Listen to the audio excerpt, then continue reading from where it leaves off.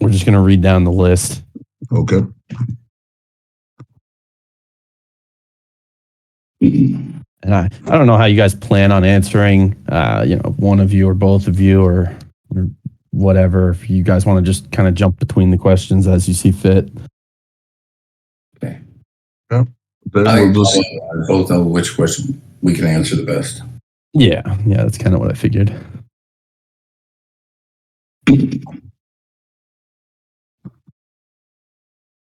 All right, so I guess we'll just start right at the top. So why did the PR about the JV with American Contractor and Contractor Coach Pro not include the 117 to 156 million cumulative sales growth potential year one instead of saying 1.5 million monthly? Work with Luke and Mark on the PRs, and Luke's is very conservative, and I worked hours and said, this is not giving it the zip that it really deserves. I don't know if people will really understand the value of this JV that we're doing. So and they're really concerned about putting big numbers. They're a very, very conservative group. They're very concerned about putting big hype numbers in PRs for us. Okay. Can I add another component if you don't mind, Dave? So it being the public markets for our shareholders, there are very restrictive rules and regulations on what we can share. So the PR firms are there to, keep everybody safe, keep expectations correct. But the shareholder that's asking this question is accurate. It has that much potential economic windfall, and that's one of the reasons we're so excited. That said, we live in the public capital market space, and we have to abide by the rules that we're given. All right. Let's go on to the next question. So this guy wants to know why you have not gotten rid of MZ Group. Their PRs are poorly written and are not helping SIRC, in his opinion. We're doing everything we can to turn a profit. We're making a lot of cuts, and MZ World does a better job, I think, with fully reporting companies than alternatively reporting companies. They do a good job of putting us in front of investors that can invest in fully reporting companies. So that's a possibility. Hopefully they're not listening to this, but I work pretty closely with them. Yeah. All right. Where's the buyback that was announced? We did make a buyback about the preferred shares. We have another one coming up this month probably, and we're still working on buying back some of the outstanding, working out the details with the attorney. All right. I think it should be. We would, if we can, we will definitely do it. All right. What is the specific plan to get Troy, Jason Hunter, and the rest of leadership in front of current potential investors? Well, Troy is in front of investors all the time. He's actually going to NASDAQ next week, I believe, the week after, to do an interview. He does interviews all the time.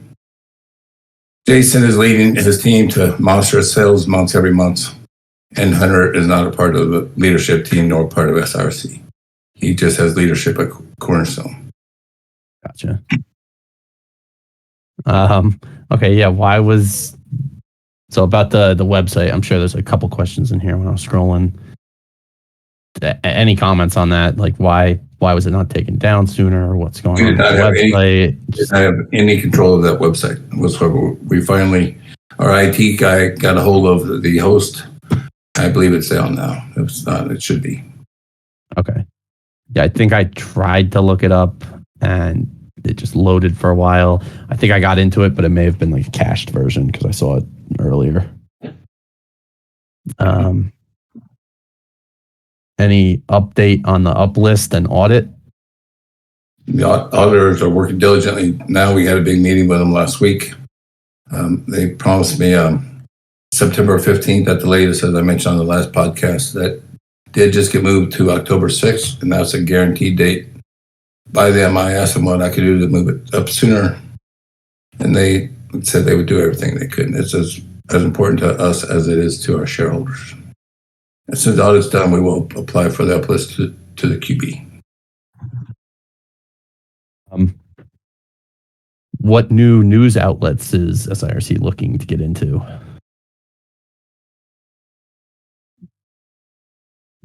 If any. Pablo, do you have an answer to that one? This is our newest one here with MediaTek. Sure, and we're also speaking with SIA about forming a relationship with SIA, and that's probably the largest nonprofit that also pushes a lot of legislation initiatives across the board. I think that's going to be a great relationship for all of us. Also, we did have a call with Green Tech Media the other day, which we're going to see if we can expound that relationship. We've had some articles written by them before with us, so we're reaching out and laying foundation and footwork. And as David shared, we're going to be at the NASDAQ. Troy and myself are going to be at NASDAQ next week, so we're really going to push on NASDAQ TV the Sirc business model and initiative, and we expect some gains there. And something else I want to mention, American Contractors, who was our recent JV, he's a great media outlet for us. He has a lot of followers, and he does a great job of putting the word out there in the roofing world. And I'm sure he'll be telling a story to all of his followers.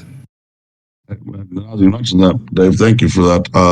For our new JV non-dilutive agreement that we just executed, with such high revenue expectations, that as the shareholder so astutely pointed out, we're going to the Roofing Association of Texas is endorsing our program, so that's a big win to get them on board also.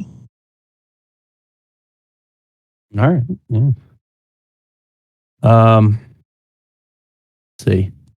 All right. Yeah. So next questions. Can we get an update on the Brian Milholland share buyback and how that will or will not affect the common share OS?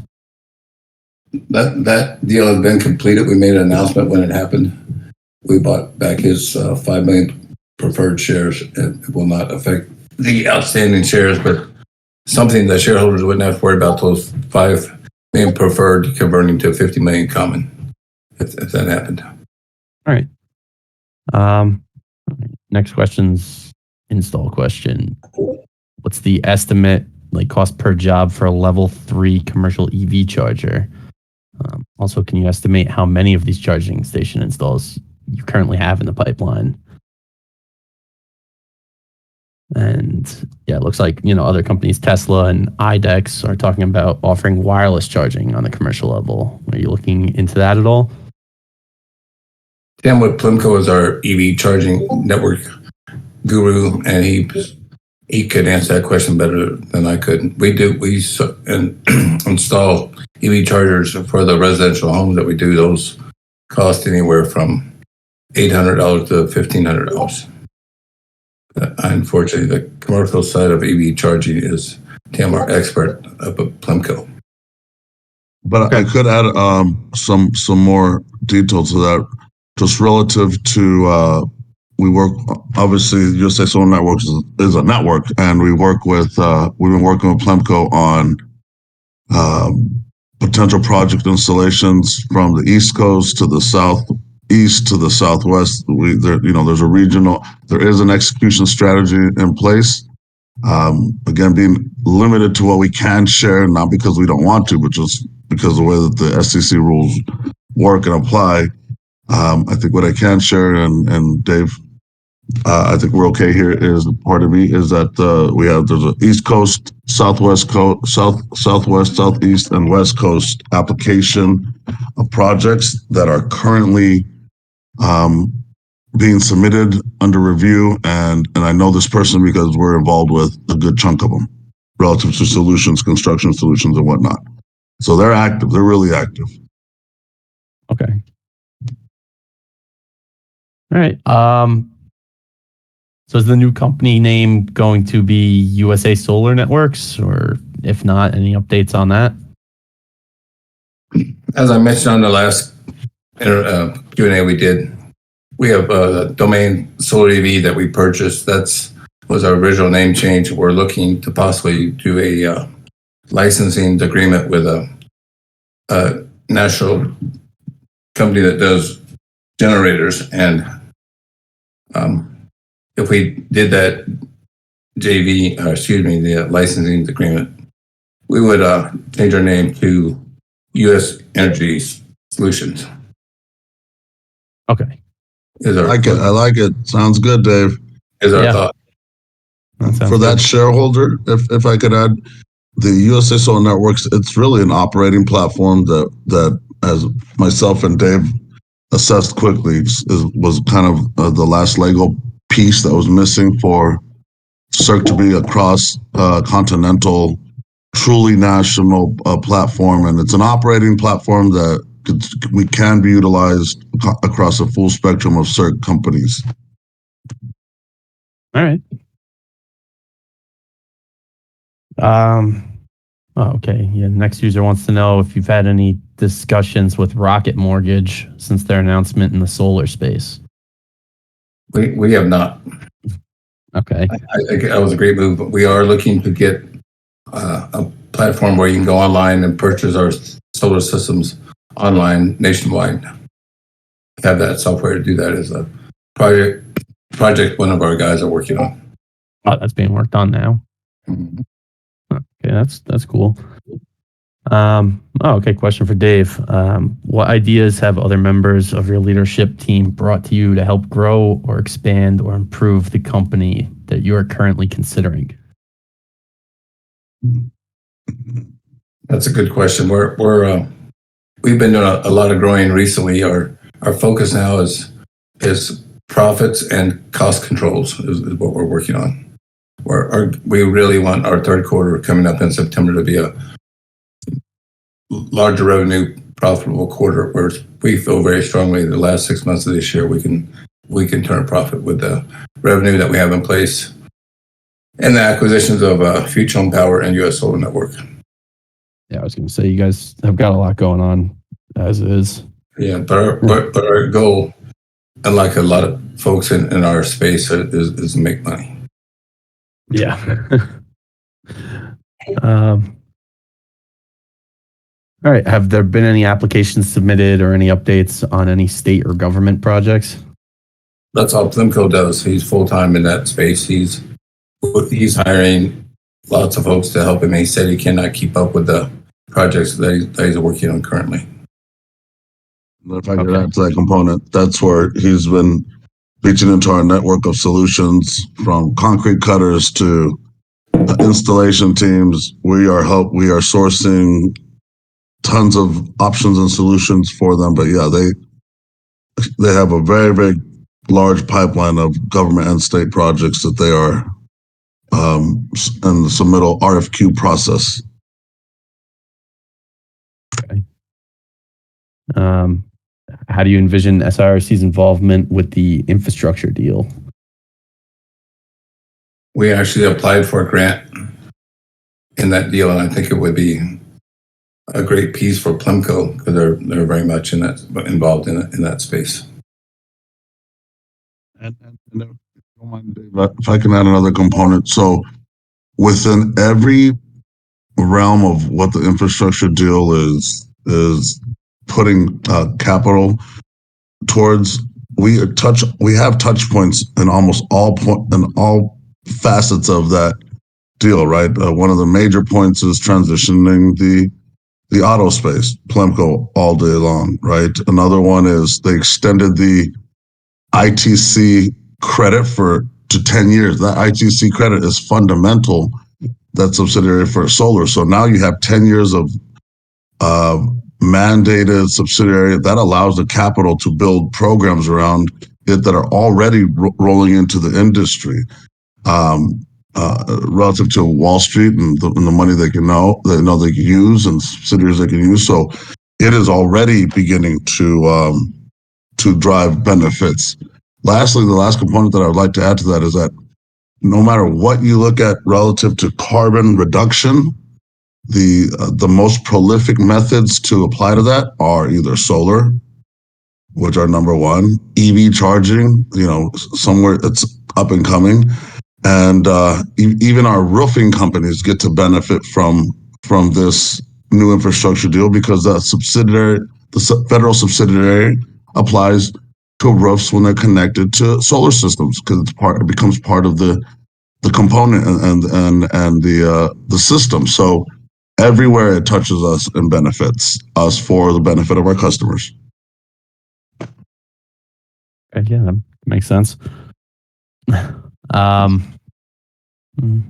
did we leave off? 15. Okay, we saw the movement within the board and your elevation as chairman. Is SIRC looking for a new CEO if it becomes a NASDAQ traded company? Any time frame on this? I've told everyone my goal is to get us there. I think we need someone with more experience.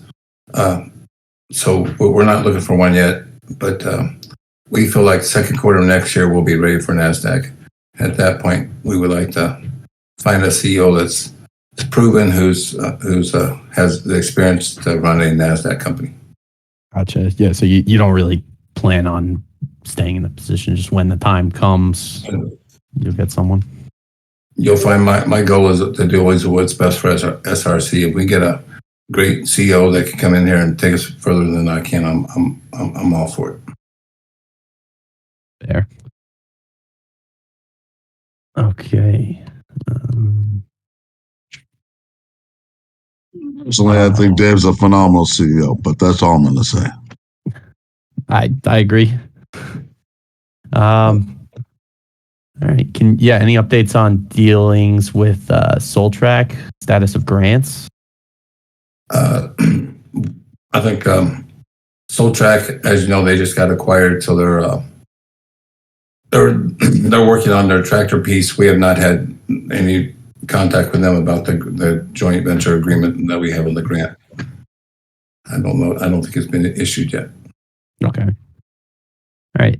This next question I know I asked you last time, and I forget the answer, but any clarification on the $3 million LOI listed in the annual report for a new office building? I'm surprised that's something we had to report. Obviously, I don't do those things, but we have 4 offices, actually 5 offices here in San Diego. We're trying to combine them to put overhead. We made an offer on a office building, and so far it has not been accepted. Can either of you update on the lawsuit with Single Point, developments, concessions, rulings? I'm sure. Yep, absolutely. So pleased to announce that. First of all, I uplisted into the shareholders conversation boards a document that outlines from beginning to current status why I had to sue them and why, just as a strategy, they countersued. And we had a trial August 4th, and all of the ammunition they had, they literally lost on every single point but 2. And one was not to call old customers, which we don't need to, and or use, any of their documentation, which we don't. So outside of that, everything else, and our attorney, our national law firm opines on this document that I uploaded, and if all you got to do is scroll back to a few days ago. There's attachments to legal documents that are public knowledge. And literally, we gave them a shellacking because we sit on moral high ground. We're telling the truth, and there's nothing to hide. And literally, at this point, just want to continue doing good work and move on past that relationship. And we have nothing to worry about on our end. Review the document. It shows everything that anybody would want to know. And again, sitting on the moral high ground is always a benefit. Oh yeah, that's great. I'm sure everybody appreciates that you're actually on here to give the answer for that too this time. Okay, yeah, it looks like the next question we kind of already covered, just EV division related. You already went over that. All right, yeah. So the next question's pretty long. You go into any detail on what primarily made up the June and July revenues, i.e., roofing, solar installs, networking, EV, etc. And can you provide more details on which acquisitions primarily contributed to the June/July revenues? I believe they're talking about the press releases that we did, and those were not revenues, those were sales. There's a big difference for us because it takes about 70 days for our sales to turn into revenue. So probably 80% of our revenues is our solar is solar revenue. We're excited for our third quarter this year. We'll have Future and Power all 3 months of the quarter, and we'll have US Solar Network all 3 months of the quarter. We'll have our JV with Jim and John. The last one we just announced for all 3 quarters. We're expecting a monster third quarter, which numbers wouldn't come out till December. Our third quarter is September, October, and November. That should be a monster quarter that we'll have all the teams at full speed at that point. All right. The second part of his question, with the focus of this company on business networking and scaling up and down as needed in order to maintain lean operation, has this new business model been factored into the current recent guidance figures shared with the public? Currently, appears guidance for the 2023 fiscal year and is around 200 million, I guess. You wrote 200 mm. Could you go into more detail on how this new business model factors into that figure? And could you perhaps discuss what business segments are expected to primarily make up that guided figure? Is it, again, roofing, solar, EV, etc.?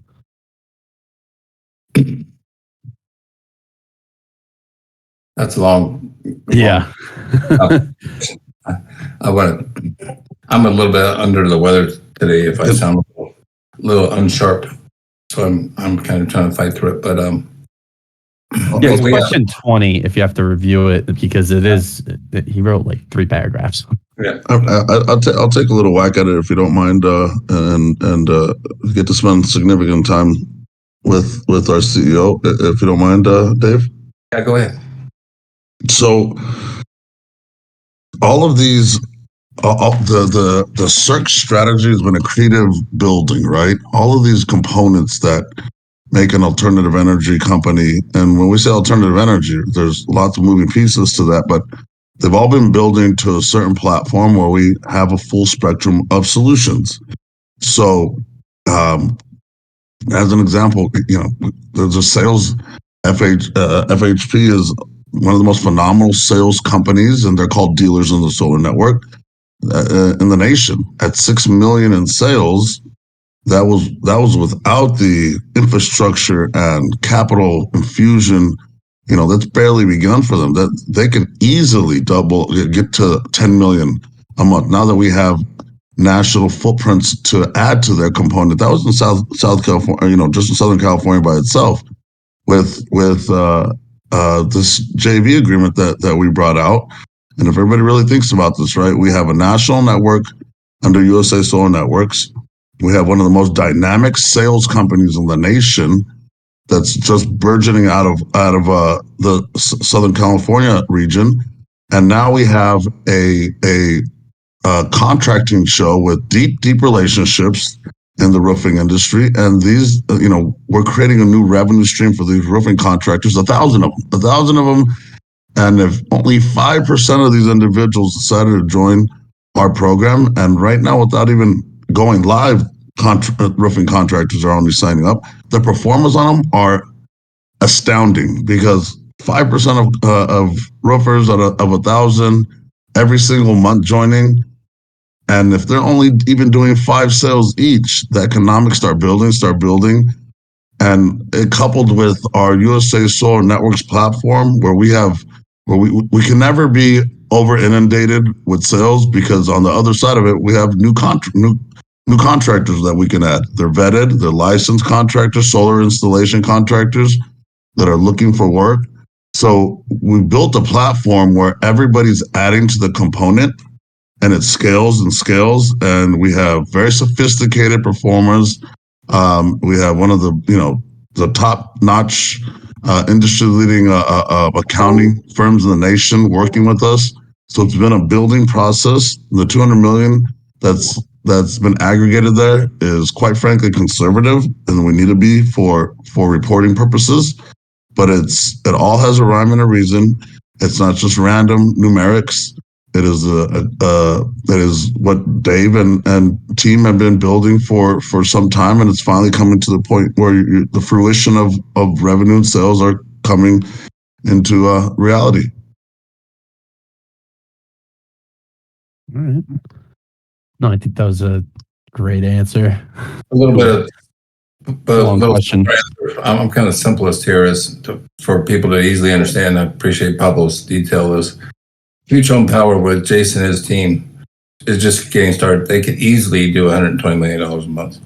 Pablo has a pro forma of $80 million currently. He's blown that out of the water. He could easily do $120 million a month. With our new JV with the Contractor Network, I know Jim and John better than I know the name of their company. They could, with that JV, could easily do $120 million a month. So that's the easy way to look at being $250 million next year is we feel like are in the cards. All right. 100%. Yeah. Sounds great. All right. Yeah, I know this question got asked last time for sure. It's probably going to get asked every time.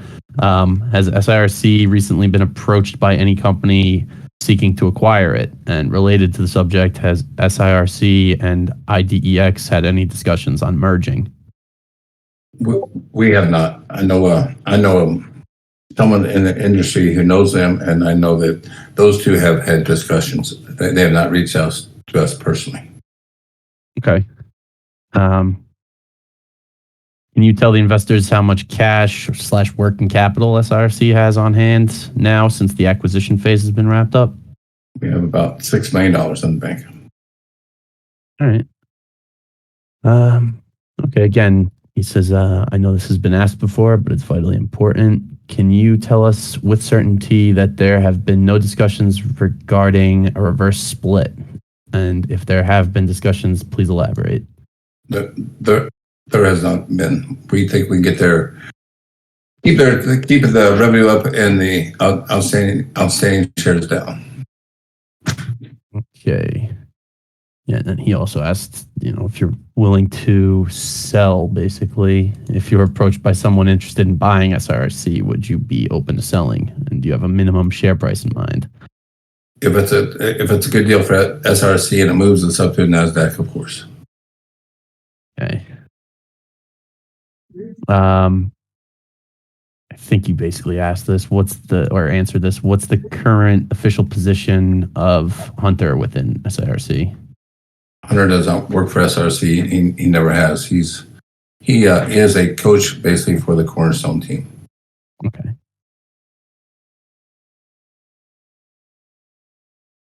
Since SIRC is in contact with 2 lending entities, do you know how many of the convertible notes / warrants have been executed, or how many are still left? 2 lending. I don't understand the 2 lending entities.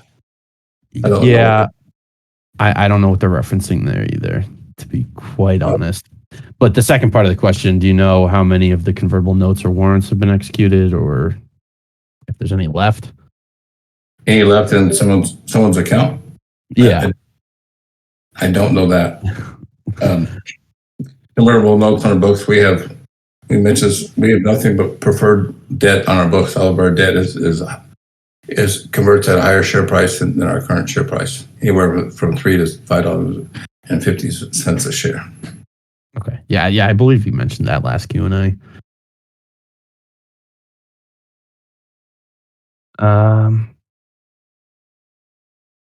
right. After, let's see, do Do you think about hiring an experienced or well-connected top-shelf CFO that could benefit the company in developing future strategies to avoid attacks?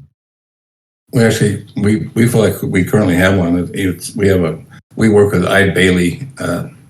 Our daily contact is with Matthew Youngman, and Wanda Witkowski she's our interim CFO. They do a great job. They're working with Troy Clymer now to get all the systems in place and all the controls in place for the audits, and they have a large team that is speeding up the process. So we're very, very happy with the relationship that we have with them. Right. Okay, so on the last Q&A, you mentioned a $2 to $3 million backlog at that time and commented on a seasonal nature of that backlog. So they're curious to see where that number is now and how Cornerstone has boosted it. What's an acceptable backlog and how close are you to that number? I know that Future and Power probably has a $7 to $8 million backlog. I got to think Pablo has close to the same. So I think we're closer to $15 to $20 million now.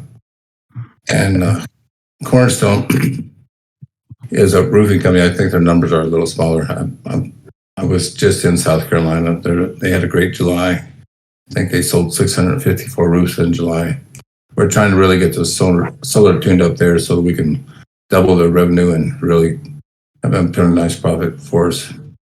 My guess is they have maybe $1 million backlog. So total SRC has close to $20 million backlog as we speak. And to add some comment to that, backlog may sound a bit negative. It's a receivable, right? Everybody, with solar, no matter what, there's always going to be the pre-construction phase always has components that are out of our control, which is to say utility companies and regional solar is regional. As each utility company in any given area has its own solar program. So how they approve our installations is something we can't control. Thus the several months that it takes, 2 to 3 months that it takes, and what people are calling backlog again is receivables or a version thereof. So you have to go through the pre-construction phase to get to installations, and a lot of it is out of our control. I would say backlog, easy better term is future revenue. There you go. Future revenue. That we're talking about in the quarters coming up. Again, we did PRs on our sales. We're having great sales months. Now we got get caught up and turn those sales into revenue. Yeah, of course. Okay, Pablo, who are the members of your network and how do contractors join? And will there be a unified brand established across all the SIRC subsidiaries? So for our network, there's two sides of it. There's dealers, sales companies, and on the opposing side, or not opposing, on the solutions, on the operation side, there's contractors. On the contractors, we go through a region wherever we might have a sales company, and it's a balancing act, right? You don't want to have too many sales companies and not enough contractors, or vice versa, not enough contractors that are going to sit there without too many sales companies. So we vet everybody that joins the platform. We've been in the industry for 12 years, 7 years of that. We were the licensed contractors installing. So construction prowess is in our DNA. So for contractors that are on board with us, they're licensed contractors. They have a good experience. They've been in business for X amount of years. They have good reviews. They have good reviews of the BBB, and they love to join our platform because their customer cost of acquisition is zero. We provide all their material. We provide the capital. For them, they could go do what they love, which is go install. On the sales side, with dealers, again, also they go through a different type of vetting process, but we're not going to bring on a sales company that has a reputation of gouging customers and or hurting the process. So it's a dynamic, fluid scenario, and everybody is vetted, and we are in the middle for the integrity of the process. The capital loves us because we've created operational consistency, documentation consistency, and the material providers, the biggest in the nation, have joined our platform for that same infrastructure that we provide. And so it's really I ache in it a lot of times to Uber. What does Uber do? They're the infrastructure in the middle that connects service providers with customers.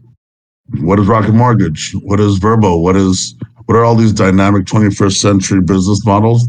Their infrastructure. Yeah. Yeah. I mean, you're definitely not wrong. Hey, it's the world of the internet. Yes. Okay, so back to revenue numbers. It looks like the monthly revenue numbers that are being announced in the PRs in the past 2 months, do those include USA Solar Network? And also, if there are any additional revenues brought into SIRC that cannot be claimed for any reason, can you explain those? You want me to take a whack, or would you like to take that one, Dave? You can take it.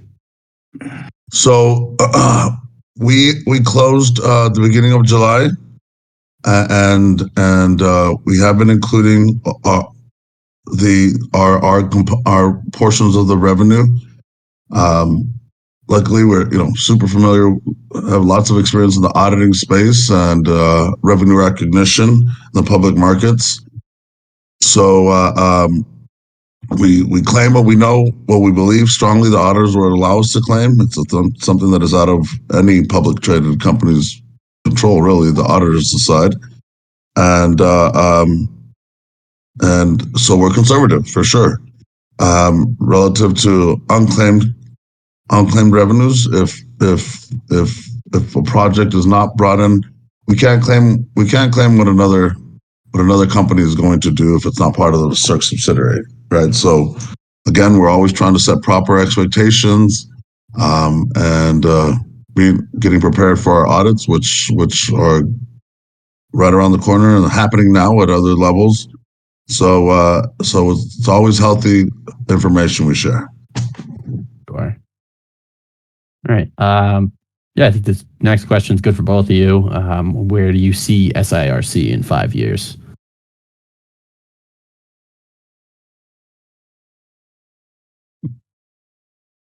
We'll take this one. I sit on the NASDAQ, being the dominant roofing solar company in the industry. We're unlike any of the other big solar companies because we handle the roof piece. As far as revenue, it's tough to guess at this point because we're growing so fast. I don't want to say the number. I would say would be so big that you guys would think I was drinking during the day. So I don't know. You don't want to put too many numbers out there. Yeah. Think about where we are now and what we're going to do next year in 5 years. With the growth that we have and the leadership that we have, I think it's unstoppable at this point. Okay. Actually, kind of related to that, do you have any unique competitive advantages or strategies to outperform your competitors? I think having Pablo's network and the way that we can grow so fast without having to spend any money or issue any shares, I think is key.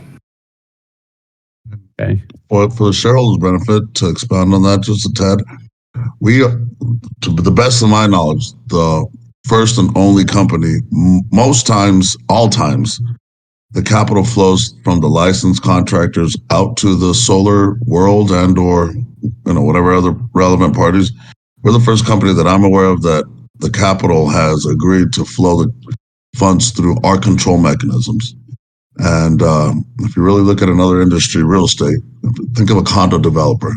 The condo developer is everything, right? He brings in the opportunity, he brings in the capital, he brings in the material, and where needed, he outsources the licensed construction to that scope of work to the licensed contractors.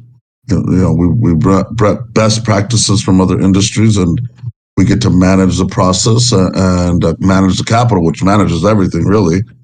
The type of management that we do In these scenarios, it's called owner's rep management that allows us to not have to be a licensed contractor, which allows us to scale. We could get into a new location in a matter of days versus a contractor. Get a license, months. That's months. Get a warehouse, stack it with solar panels and inverters and racking. Get trucks, get electricians. It's a slow moving. It's a slow moving business model. Ours is dynamic. We can move from location to location quickly and allows us the bandwidth because we're not the sales teams and we're not the contractors.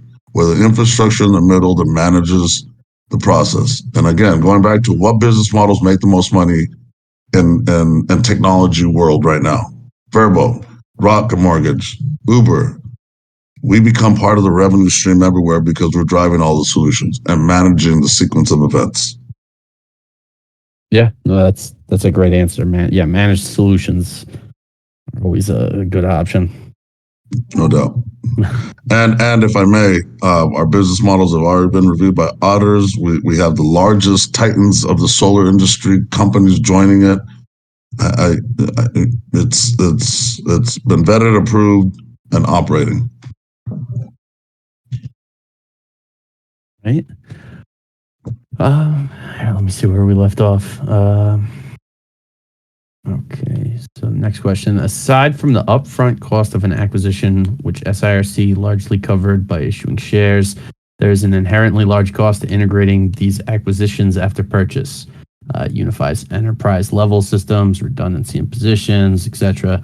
Does SIRC anticipate these costs to increase their debt ratio? And do you anticipate or foresee any possible large one-time write-offs on a quarterly report to account for it?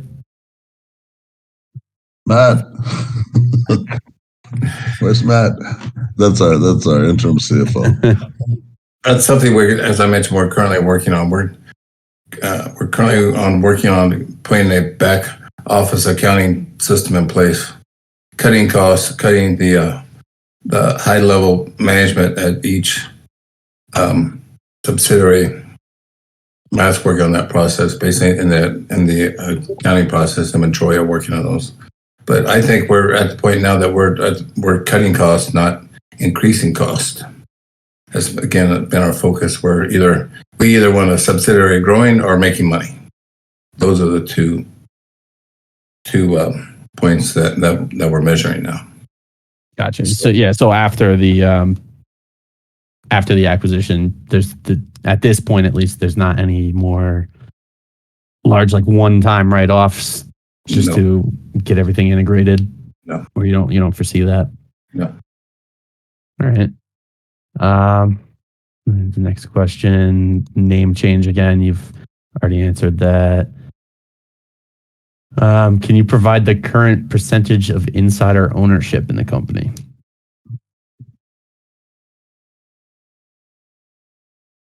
Percentage-wise, I would say it's 20-25%, something like that. That's basically I guess my part. Think of the owners that own shares that we bought. I mean, Troy and Pablo and myself, Brian, Hunter. Trying to put all the pieces together in my head, but I'd say 20-25%. Okay, yeah. This next question I've seen. This one's probably got 3 or 4 copies. Would SIRC consider mining Bitcoin, adding it to their portfolio? There are energy companies that have diversified, and Bitcoin mining strives to be energy friendly. Solar and water, and it could be an addition. We'd like to put solar panels on the folks that do the Bitcoin mining. I don't know anything about it. Okay. Yeah, so you guys aren't looking into doing it directly, but maybe indirectly helping someone who does it. Pablo's much younger than me. He might understand Bitcoin better. I know Jason does. Jason, Bitcoin genius. Yeah, I'm a little into the crypto myself, so I mean, you can answer that question. I don't get it. Yeah, how about not to semi answer that? Let's just say that we're consistently looking for new and dynamic opportunities. As an example, I can share that a TV program outside of American Contractors, we're about to sign agreements to be their solar solution for, and this is, I love this idea too. They go around to farmers and they, 100-year-old farming family that's been farming onions or turnips or something to that effect, and they're transitioning them to cannabis because cannabis is there's a huge need for that farming solution, and so they're taking their show and the program to different farms, converting them, helping them convert into cannabis farms, and we are going to be the exclusive solar solution because all of these farms require a ton of energy. So like Bitcoin, these are new dynamic, real world, real time, changing and evolving business models, and we're always trying to stay on top of that for sure. Gotcha. Yeah, that's awesome. Okay, yeah. Next question. Same thing about the website. Covered that. I think you answered this last Q&A, but just regarding solar installation revenue, what % is residential versus corporate?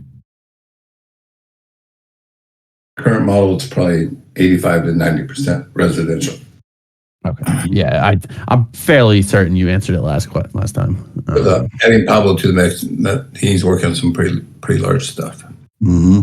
The per formas, which every number means something relative to our plan and execution strategy.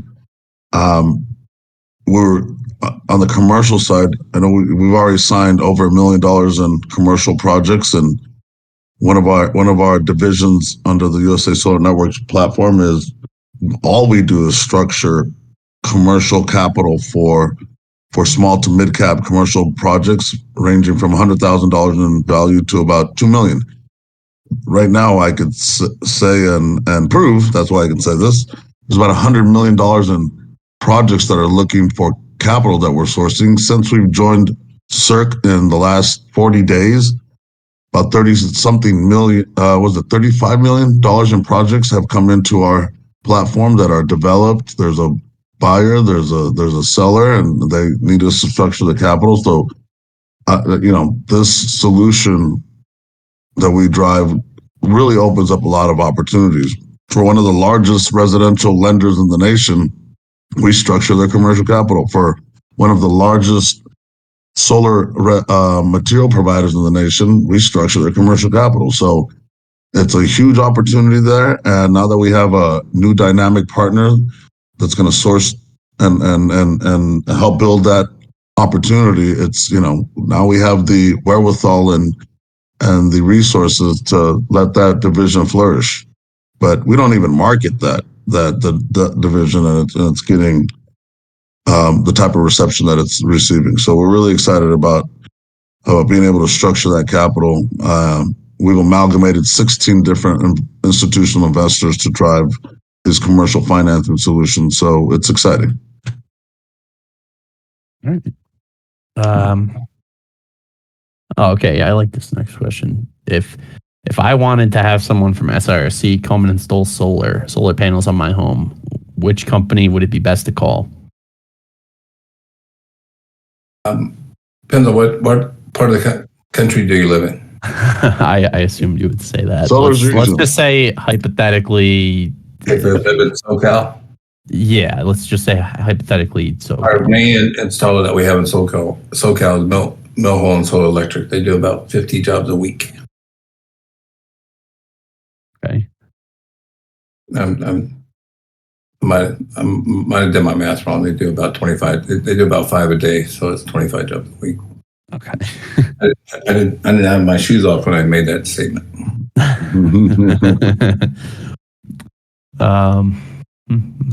Okay. Are there any plans to seek out contracts or partnerships in the EV charging division? Any government grants involved? We've applied for over $100 million in government grants. I just got an email today about the latest infrastructure program they just passed, saying they got our request for the grant and they're looking at it now. So good possibility. I think we're in the right spot for that. We are working with a lobbyist that does that. All right. I think you already answered this, but are there any other verticals you're trying to acquire or get into? Nothing other than the licensing agreement I've been working on here locally. All right. Okay, here's a good one. Where do you get your solar panels, and do you expect any problems with supply chain from China? And do you use and will you use Tesla battery packs or their shingles? We're a SunPower dealer. We're not having problems getting SunPower panels. And on the everyday solar world, and if not SunPower, we use REC solar panels, REC solar panels. We got great pricing, use end-phase microinverters. Great pricing, they're easily available, hasn't been a problem. We try to stay away from Chinese solar panels. As far as Tesla battery packs, we are a Tesla battery certified installer, and their shingles, I think it's a beautiful product. We're certified with certainty that has a similar product. This costs about a third the money. But we would do the shingles if I believe they're really popular in South Carolina, to be honest with you. All right. Just other component real quick. Think about the solar marketplace, because China has been tariffed for quite some time. As soon as that started happening, all that the world did was started moving material from China to Turkey, China to Thailand, wherever it needed to go, and then it was shipped from those locations. So, people are smart. They find solutions. They maneuver. They move the material from one location. They ship it to another. Now it's not coming from China. It didn't hurt our industry much at all, if at all. Okay. All right. 50. Let's see. How have labor cost increases, particularly in construction, impacted current and future margins? I'm not sure if it's not really labor costs we've seen go up. It's cost of materials have gone up more in the roofing world than the solar world, and we've seen labor costs here in SoCal have stayed about the same. And we work on a markup of our costs. So if our costs go up, that means our margins go up. So a price increase for everybody isn't always a bad thing. So if you make 40% on $100 and it turned out to be $150, then it's obviously you make more money on $150. All right. Let's see. Asking about government contracts. I already answered that. Okay. If you become U.S. Solar or U.S. Energy Solutions, have you thought about expanding the current business model into desalination technologies like reverse osmosis of seawater as a solution of mitigating low water levels in areas prone to droughts? Probably. Yeah, well,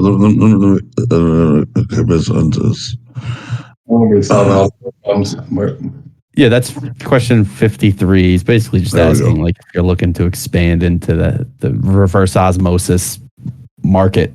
I think we have a lot of the alternative energy market solution in our platform.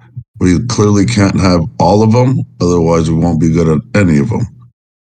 Yeah, So we got a lot to deal with and a lot of positives, and by far the biggest way to lower your carbon footprint is solar. It's the most prolific method available. Okay. Let's see. I mean, 53 is just continued from there.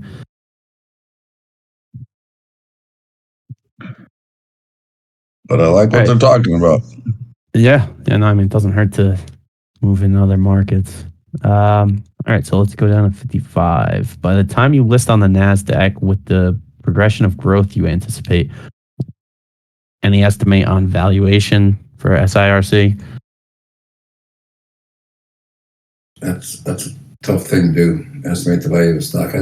I wouldn't. Yeah, I wouldn't give like a hard dollar amount, but I would never guess our stock would be 37 cents now, nor did I expect it to be $3 when it was $3. I think the better question really is when do you expect to hit the NASDAQ? As I mentioned earlier, we think we can do it second calendar quarter of next year to get our timeline is get our current audit done, get Douglas done, get the Form 10 done, and then we have to continue with the audits after February 28th, our year end. And when those are done, we can apply for the NASDAQ or uplist NASDAQ QX, whatever we want to do. I think NASDAQ is with our revenue is the natural fit. And if I may add, very impressively, look at the volume. Look at the volume of shares traded daily. I mean, that's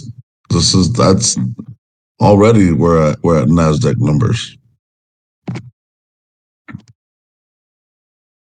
Right. All right, 56. What's up with Trent Crane and NREV? Trent is working very closely with Jason Newby. They both have the same model, so he kind of folded his business into Future Home Power. Him and his team. Jason is a great leader, and he gets the most out of his guys. All right. Definitely, if I may, having the capability and visibility of multiple states, just standing up 30,000 feet in the air and looking down over all the dealer networks that we work with, FHP, and what Jason and Trent and team have done is extremely dynamic. I was just in their offices, and it's inspiring to see such a driven, motivated group of talented individuals. It's very impressive. And we skipped over the one that said, "Can you stop going on my money TV?" That guy is a joke. Well, I've been seeing Don for the last 6 years. Don's a good guy. He's having some health problems. We like to do those videos because we use them when we put them out everywhere. And Don does a good job of asking good questions. Yeah, I mean, any coverage is good in theory. No press is bad press. And he's very affordable.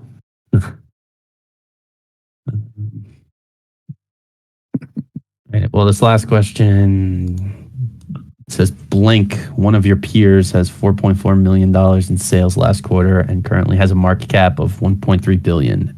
How do you think SIRC compares? Well, I'm not sure what Blink is. I'm gonna have to look that up. Blink is a big EV company. I don't know much about them. Yeah, I believe the big reason they have such a large market cap is they have a lot of money, is what I hear. They're basically a finance company. But as far as revenue goes, we're doing almost 4 times the revenue they are. So it would be nice if someone could make those comparisons for us in the marketplace to get our stock value where it should be. We're definitely one of the most undervalued, in my opinion, one of the most valuable accretive assets that has truly growth capacity. I mean, look at all the solutions that we drive. The revenue's there, the teams are there.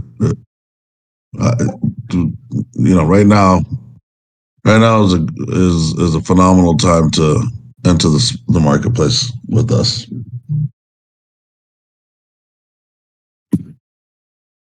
That's an excellent closing statement, I think. Yeah, I was going to say it's looking like that's the last question, basically. Do you guys have anything else to say? Or you want to leave a closing statement or anything?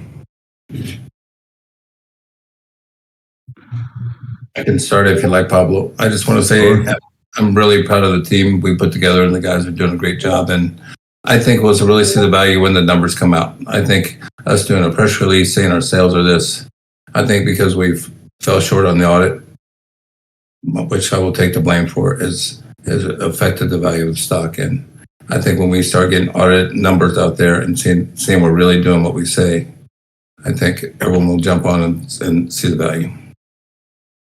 Mhm. But And have a great team. You know, adding Pablo was a big move for us. Jason obviously was a big move for us. A big move. We have some great leaders.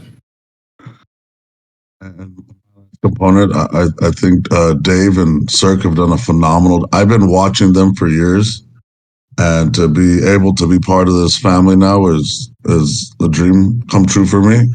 Being in the public space for years, I can attest that I've never been in such a vivacious, just energetic group of individuals, and it's exciting, and we have all of the moving pieces that you need to become one of the largest industry players, and I genuinely believe that's where we're going. That's what Dave has amassed, and now we are in the stage of consolidation and bringing on some of the national programs that you see in public forums that we can share. It's exciting, and the revenue is going to support everything that we're saying. And the proof is in the pudding. Watch the data, and again, right? If you're not in now, you're going to pay a lot more later. That's just my natural opinion, and it's exciting times. And if I may, real quickly, an alternative energy. I've been in business for 24 years, and what better industry can you be in? For three reasons. One, we always leave our customers in a better financial position. Two, we help our Mother Earth. Most of us are parents, and we want to leave a better tomorrow for our children. And three, we can make a lot of money in the process, which is all to the benefit of our shareholders. So, win-win-win. Exciting times. Excited to be here. Yeah, absolutely. I would like to answer question number 59. Can you speak to if a institutional investment firm has contacted you, or if and when you will have institutional support? But yeah, you ask that question. I get phone calls all the time. I work with a guy here locally. It's been in the markets a long time. He just called me a day. He's putting us in touch with a company. I don't want to say their name because we haven't met and we haven't done anything yet. But I have a call this week with them. And we also are working with a private bank. We just signed a term sheet with a private bank that wants to put some money into SRC. We haven't signed the definitive agreement, but we have signed the term sheet. They're putting a lot of money into SRC, and we are not giving them stock to do so. Sure. So we're getting support from all angles because we're the guys that say, do what we say, and we make it happen. We don't have many doors closed on us. Agreed. Oh, absolutely. I mean, it sounds like there's a lot of exciting stuff going on. There's more to come. You guys are working at a lot of different angles. Just good overall. Okay. Thanks. Thanks. I think we can end it there. It's a little over an hour at this point. I don't want to keep you all day. Warm me down, as I mentioned. I'm a little under the weather. Yeah. No, I think they're happy you answered that last question though. So that's good. I appreciate it. All right. Everybody. Appreciate everybody and their time. Great. All right.